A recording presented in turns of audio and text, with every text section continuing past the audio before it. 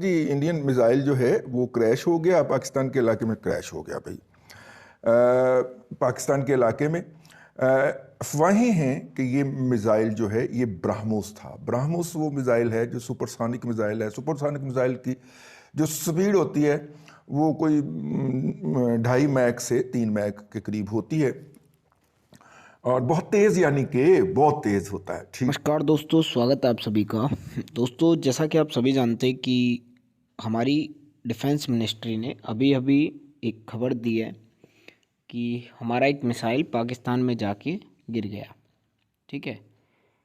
वैसे हमें इस खबर का कल ही पता चल गया था, लेकिन हमने चैनल पे इसीलिए अपलोड नहीं की वीडियो क्योंकि हम अपनी तरफ से कंफर्म नहीं थे, इंडिया की तरफ से कोई बयान नहीं आया था।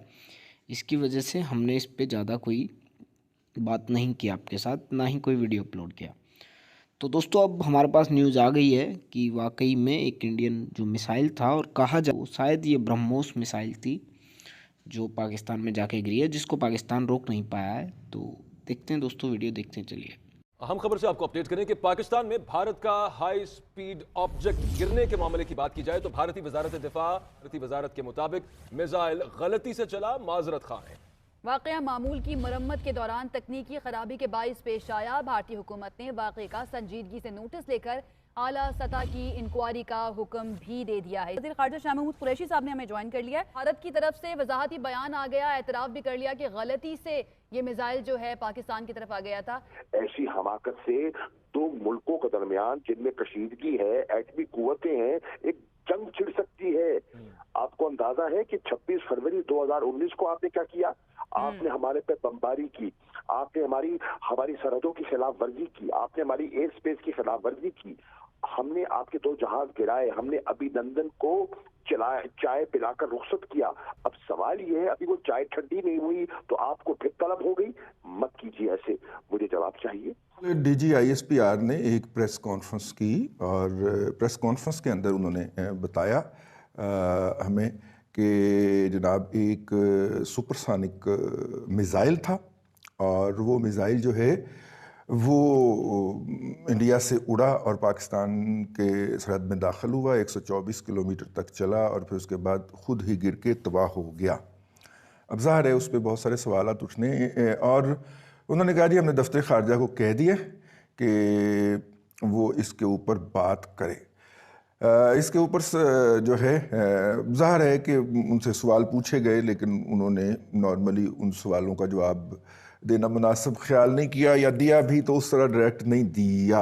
मतलब उसमें एक तो ये था कि क्या इसके ख़िलाफ़, सुपरसोनिक के ख़िलाफ़ हमारे पास भी तो है ना एंटी मिसाइल सिस्टम चाइना का दिया हुआ, तो चाइना से हमने जो पिछले दिनों ही लिया है, तो क्या वो इस इलाके के अंदर उसकी बैटरियाँ मुतय्यन नहीं थीं या उनकी रीच में नहीं था। इस तरह के सवालात जो हैं डायरेक्ट या इनडायरेक्टली पूछे गए, लेकिन उन्होंने इनको बड़े टैक्टफुली प्यार से वो किया। मुझे प्रेस कॉन्फ्रेंस का मतलब समझ नहीं आया कि अगर दुश्मन को जवाबी तौर पे उन्होंने पैगाम नहीं भेजना था तो नज़र नहीं आया कि जी आलमी बरादरी देखे और ये करे और वो करे। तो खैर, इस पे ऊपर सबसे जो पहला मेरी नज़र से रिस्पांस गुजरा है वो हैंस क्रिस्टनसन साहब। जी, इंडियन मिसाइल जो है वो क्रैश हो गया, पाकिस्तान के इलाके में क्रैश हो गया भाई। पाकिस्तान के इलाके में अफवाहें हैं कि ये मिसाइल जो है ये ब्राह्मोस था। ब्राह्मोस वो मिसाइल है जो सुपरसोनिक मिसाइल है। सुपरसोनिक मिसाइल की जो स्पीड होती है वो कोई 2.5 मैक से 3 मैक के करीब होती है और बहुत तेज़, यानी कि बहुत तेज़ होता है। ठीक है।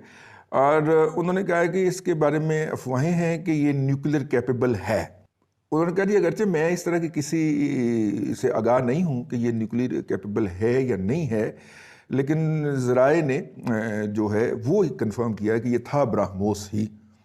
ठीक हो गया है कि ये मिसाइल जो है, ये ऑब्जेक्ट का नाम ये लोग दे रहे हैं और ये कह रहे हैं कि ये गालिबन 140 किलोमीटर है या फिर 210 किलोमीटर है। 9 मार्च को सूरतगढ़ जगह है, खानेवाल मियाचन्नू का इलाका है, वहां पर ये 6:43 यानी 6:43 पे शाम में सूरतगढ़ से ये लॉन्च हुआ, हिंदुस्तान का जो इलाका है, और 6:50 पर ये म्याचन्नू जो इलाका है ये वहां पे गिरा। फिर एक सवाल उनसे किया गया कि सर जब भी कोई इस तरह की चीजें होती है तो हम एक दूसरे को बता, उन्होंने कहा बिल्कुल, हिंदुस्तान अगर कोई टेस्ट करता है तो वो पाकिस्तान को इन्फॉर्म करता है, पाकिस्तान कोई टेस्ट करता है तो हिंदुस्तान को इन्फॉर्म करता है, ये बाकायदा एक प्रोटोकॉल है। तो उन से पूछा गया कि इस तरह की कोई आपके पास इंफॉर्मेशन, उन्होंने कहा नहीं। इसी वजह से थोड़ा सा ये मामला जो है ये गंभीर हो गया। खैर अब देखा जाएगा, क्योंकि जो भारत के एम्बेसी के लोगों को बुलाया गया, दफ्तर खारजा में नाज़िम उमूर को बुलाया गया और उनसे एहतजाज किया गया। और दूसरी बात ये की गई है जनरल साहब की तरफ से कि यकीनन हिंदुस्तान ही इसका जवाब दे सकता है और वही बेहतर जवाब देगा, क्योंकि अगर सूरतगढ़ से ये लॉन्च हुआ है तो ये कोई आम बंदा तो करने से रहा, क्योंकि ये कोई आम मिसाइल नहीं होता। और मतलब अगर थोड़ा सा आम भी हो, चलो रॉकेट तक तो आम लोग वो कर सकते हैं, हाथों में ले सकते हैं, हमारे यहाँ या उनके यहाँ मुझे नहीं पता, लेकिन पाकिस्तान में रॉकेट लॉन्चर वगैरह, लेकिन उसकी इतनी रेंज नहीं होती, उसकी बड़ी शॉर्ट रेंज जो एरिया है वो मैक्सिमम 1 किलोमीटर तक शायद वो कर सकता है। तो ये सूरतगढ़ और जुमिया चन्नू या फिर खानेवाल का इलाका है, तो ये काफी मतलब जिसे कहते हैं कि दूर के इलाके हैं। 200 या 250 किलोमीटर का डिस्टेंस तय करना ये रॉकेट जो है वो नहीं कर सकता। खैर बाबर इफ्तिखार साहब से पूछा गया कि क्या हमारी तैयारी और ये और वो, तो उन्होंने 2-3 बातें की। उन्होंने कहा हाँ हमारी तैयारी है यकीनन, हमारे पास, शायद उन्होंने ये तो नहीं कहा लेकिन उन्होंने इनडायरेक्टली कहा कि हाँ ठीक है, हमारे पास शायद उस तरह का बजट या उस तरह की चीज ना हो, लेकिन जो अपने वसाइल के मुताबिक हमारी तैयारी रहती है और हम तैयार रहते हैं इन चीजों के लिए। फिर उनसे कहा गया कि S-400 के हवाले से, तो उन्होंने कहा बिल्कुल हमें पता है इसका। S-400 जब उन्होंने लिया है और पाकिस्तान के बॉर्डर के साथ उसको लगाया है, तो उसकी भी हमारी तैयारी है। बल्कि ये लफ्ज यूज किया कि उसका तोड़ हमारे पास है। आई डोंट नो, ये किसी शो में मैं कोशिश करूंगा कि किसी एक्सपर्ट को बुला के उनसे समझने की कोशिश करूंगा कि S-400 का क्या तोड़ है, जो जनरल साहब ने जिक्र